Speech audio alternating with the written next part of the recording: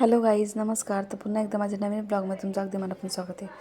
तर गाईज, आज संडे असल्यामुळे आम्ही उशिरा उठलो होतो. तर पहिले माझी अंघोळ वगैरे करून घेतली मी आणि मुलांना एकदम आरामात उठवलं आणि आमची माणसं पण एका साईडला मस्त माझ्या मुलासोबत खेळत होते. तर म्हटलं आता मी पहिले माझं आवरून घेते. तर माझं आवरून मी देवपूजा करायला घेतली आणि मुलांनी हट्ट केला, मग मी आज संडे तर चिकन आण म्हणून. म्हटलं ठीक आहे, आता चिकन आणायचं. तर म्हटलं पहिले आपण देवपूजा करून घेऊ. संडे असल्यामुळे मी देव वगैरे साफ केले सगळे आणि साफ करून झाल्यानंतर देवपूजा केली मी.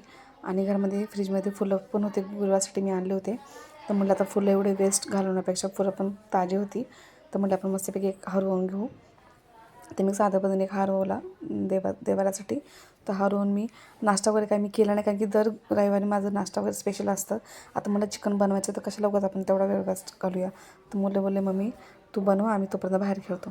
मग ते बाहेर खेळत होते. मग मी देवपूजा झाल्यानंतर डायरेक्टली चिकन आणायला गेली. आज मला माहीत होतं आज संडे मला चिकन आणायला खूप गर्दी असणार आणि फायनली तसंच झालं. तर गेले रस्त्याला पण जरा ऊनच होतं. तर गेले तर चिकन घ्यायला पण खूप गर्दी होती. कसं नंबर लावला आणि चिकन घेऊन मी भाजी पण घेतली. भाजी म्हणजे टमॅटो काकडीच घेतली, कारण की मला चिकनसोबत काकडी आणि टमॅटो खूप आवडतात. मी तेवढं घेऊन घरी आले फायनली. आणि आल्याला मी थोडा वेळ बसले, पाणी वगैरे पिले. गरम झालं तर उन्हामध्ये ऊन लागलं होतं. आणि ते झाल्यानंतर मी लगेच चिकन धुवायला घेतलं, कारण की आता मला नाश्ता नाही बनवलं, त्यामुळे मुलं लगेच बुक करतील. मग मी एका साईडला मसाला पण रेडी करून घेतला आणि एका साईडला चिकन दहीमध्ये मॅश करून 5 ते 10 मिनटं तसंच मुरत ठेवलं, कारण की दही टाकल्याने चिकन खूप टेस्टी होतं. तुम्ही एकदा नक्की ट्राय करा. आणि मसाला रेडी करून मी मसाला फ्राय केला आणि तांदूळ पण एका साईडला मी साफ करून एका साईडला भात पण टाकून दिला. तर आता मी चिकन टाकून दिलं आणि एका साईडला भात पण टाकून दिला. म्हटलं चिकन भात होईपर्यंत मी दरवेळेस चिकन शिजवते पहिले आणि मग टाकते. पण यावेळेस मी डायरेक्ट शिजवलं होतं आणि चिकनला असं पण काही जास्त वेळ लागत नाही. तर म्हटलं भात कालवण होईपर्यंत मुलीला म्हटलं, बाळा कपड्यातला पसारा काढूया कपड्यांचा.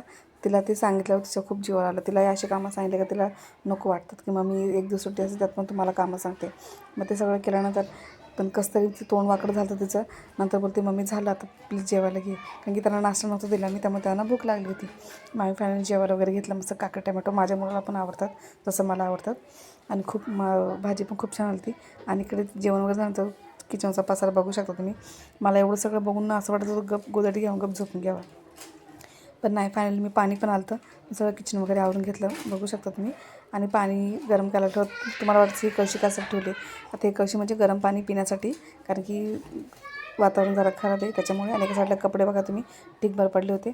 मग किचनावर मी झाडू वगैरे मारला आणि एका साईडला मोटर पण लावली होती, टाकी भरलीच होती. आणि एका साईडला झाडू वगैरे मारून आणि फ्रीज पण मी नंतर बघितलं, फ्रीज पण खूप खराब होतं, कारण की मी आज म्हटलं मुलगी पण आहे हाताखाली, तर म्हटलं करून घ्यावं. आणि एका साईडला फ्रीज पण साफ करून घेतलं. संध्याकाळी म्हटलं मला भाजी आणायची होती, तर फ्रीजमध्ये साफ करून घ्यावं, त्यामुळे एकदम क्लीन साफ केलं आहे मी. आणि हे सगळं झाल्यानंतर मी कपडे वगैरे पण धुवून घेतले, झाडू वगैरे मारून लादी वगैरे पण पुसून घेतले. आणि हे सगळं झाल्यानंतर बघा झाडू वगैरे मारलं आहे. आणि तुम्हाला वाटलं असेल की बाबा ही मला कामं वगैरे का सांगते, पण माझा दिवस पूर्ण कामात कसा गेला आहे तुम्हाला मी सांगायचा प्रयत्न करते. हे झाल्यानंतर मी कपडे वगैरे पण धुवून घेतले, कपडे पण धुवून झाले. पण कपडे धुवून मी असे नितळत ठेवले होते, की जेणेकरून मी नंतर सुकत टाकेल.